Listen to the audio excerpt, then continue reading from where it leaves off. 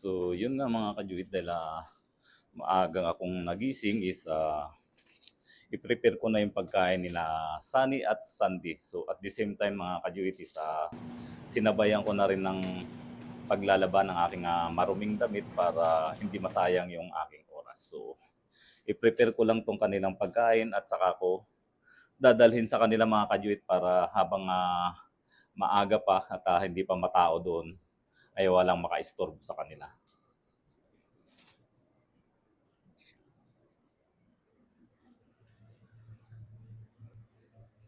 So, eto mga kajuit, bali, binili ko pa tong pagkain na to.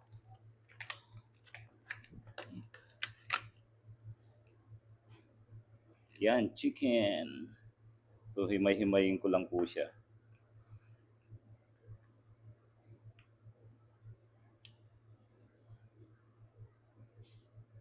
Kailangan na walang buto.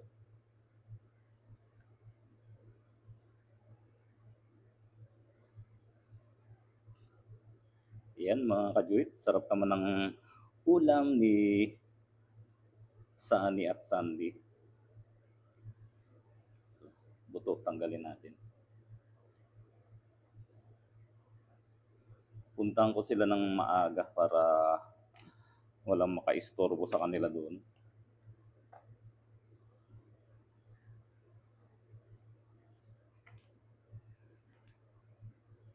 Actually, pagkain ko 'to mga kajuit pero sa kanila ko na ibigay para kahit paminsan-minsan naman isa makakain po silang masarap. Bale ano po ito, tawag dito, kabsa.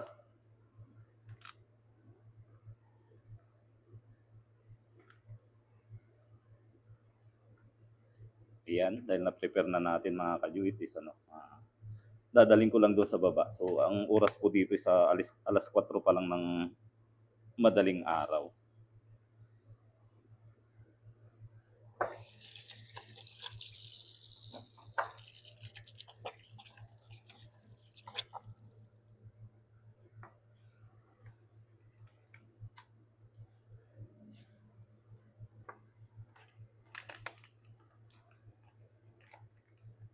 So, yan yung aking labahin mga kajuit. So, 20 minutes pa bago matapos is hayaan ko na lang muna dyan dahil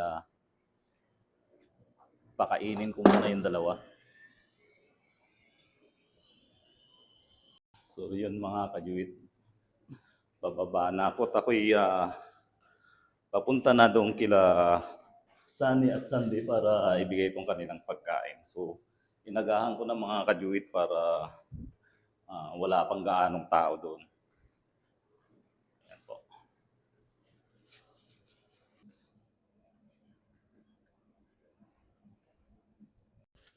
Ayan mga kajuit, sa mga nag-aakala na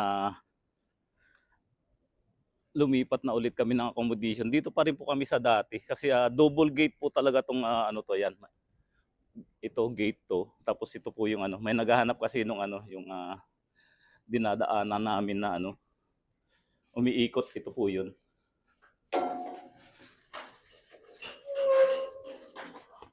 Din ito yung guard house.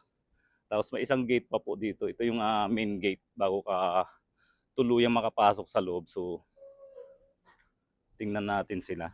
Ayan yung yung hinarangan. Ayun yung dalawa. Sarap ng tulog. Tara na. Alin na kayo? So doon ko po sila pakainin sa Yan medyo ika-ika pa rin si si Sunny. Opo, ito. Tara na doon, wag dito para walang magalit sa atin. So doon ko sila pakainin mga kajuit. Halina, halina, halina. Tara na dito. Mapapansin niyo walang tao.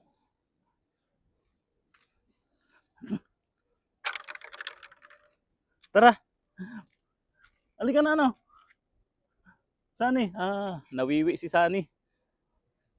Nandun po kasi yung yung kainan nila. Ayaw kong magpakain diyan mga kajuit dahil masyadong visible at alam nilang ako yung nagpapakain. Alam niyo naman po na dito po ako nakatira diyan sa accommodation na yan.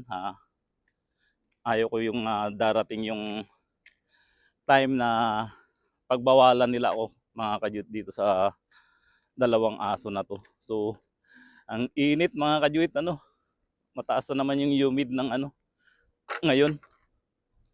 Pinapawisan na ako. Alin na kayo? Tara, dito tayo. Tukunin ko lang yung ano. Doon po tayo mga kajuit. Ito, may gate din po dito. Kumisan dito ako lumulusot pag tinatakasan ko sila. So, sarado, nakapadlock. Hindi ako makadaan dyan. Malamang iikot ako doon sa kabilang gate para matakasan ko po sila kapag natapos ko ng pakainin, kasi susunod sila sa akin sa loob yan mga kajuit. Which is yun yung iniiwasan ko dahil bawal nga po yung aso sa loob. So, dito kami. Tara na, tara na.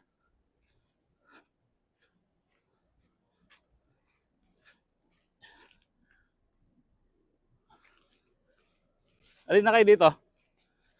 Dito ko po kasi nilagay yung ano nila, kainan. Ginigilid ko lang siya.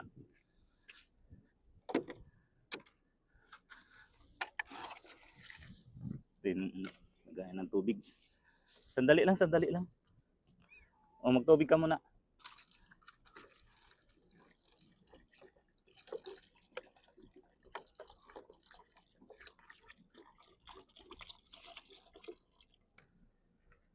Sandali ka na dito.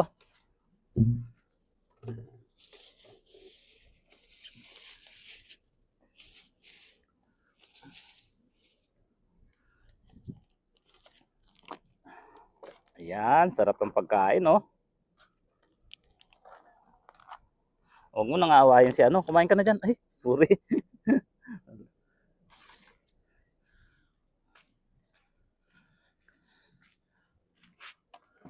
Sandali ka na.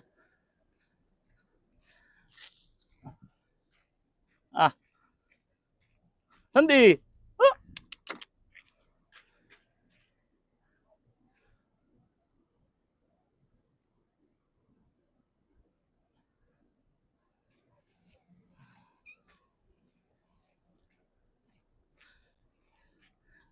Ah! Sige na, kumain ka na dyan. Lutin natin yung paa mo. Medyo maga pa, no? Ayaw kumain ni ano, ni Sandy. Malakas kumain si ano, Sunny. So iniwalay ko yung pagkain ni ano mga kadyut nandun. Kumakain siya doon. Ba, gustong-gusto ni ano ng kabsa, ni Sunny. Sunny, wag ka nang nagpupunta kung saan-saan ha. At saka malaki po talaga yung ano, yung paa nila dito sa harap. Kaya lang itong ano niya. Sige na, kain na muna. Yung kanan po niya, medyo maga talaga doon sa ano. Pero halos parehas lang din ano, hindi siya masyadong ano, nasaktan mga kajuit dahil ano nakakapaglakad naman siya, kayo nga lang ika-ika nga lang. So yung ano maraming naawa po talaga sa lagay nila, sa sitwasyon nila. Kaya lang nandito po kasi ako sa Saudi at actually mas marami pong kawawang stray dog dyan sa Pilipinas. Ang mga aso po dito sa Saudi kahit papaano. Dito ka na lang, wag mo nang agawan si ano, si Sunday. Sige na, kumain ka na dyan.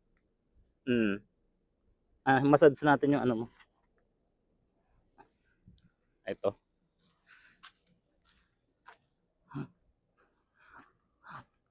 Maano po kasi halos parehas lang din ano niya. Ayan. Kung mapapansin niyo mga kajuit. Ito yung medyo namaga. Hindi naman siya nasasaktan kapag hinihilot-hilot ko. Sandy, kumain ka lang dyan. Ayan o. Kahit idiin ko mga kajuit, hindi naman siya ano, pumapalag. So, ibig sabihin, hindi gaanong masakit. Sige na. May pusa pala dito. Nauhaw. Nalagyan ng kanin yung tainga mo. Sige na, kumain ka na dyan. At yun nga mga kajit, umiikot kasi yung yung washing machine, iniwan kong umiikot. At naglalaba nga po ako. Kailangan na multitasking po tayo. Ayan. Madaling araw po pero pinapawisan ako. So, sa mga nababasa ko ring comment, paano kapag nag-sunstorm, paano daw sila to. Siyempre, may mga isip naman po yan, alam nila kung saan sila pupunta. Mga survivor dog po sila itong mga to. Kapag umuulan, ganun din po. Ang daming sasakyan po dito. Pwede nilang masilungan. And at the same time, hindi po kagaya sa Pilipinas yung pag-ulan dito na buong maghapon. Uulan po dito, minuto lang. At hindi po madalas, minsan lang po sa isang taon. So, hayaan nyo po kapag umulan, i-vlog din natin. Ipakita natin kung paano umulan sa Saudi. Halika na dito, mabilis naman po siyang tumakbo.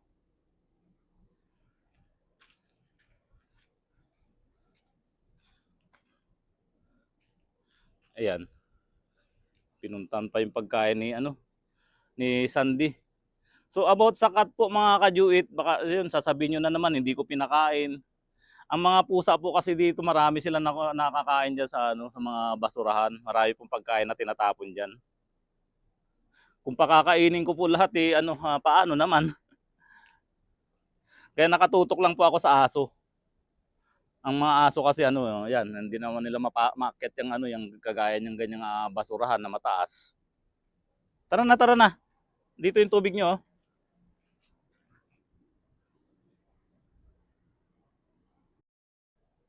So yun mga kajuit, tapos na silang kumain.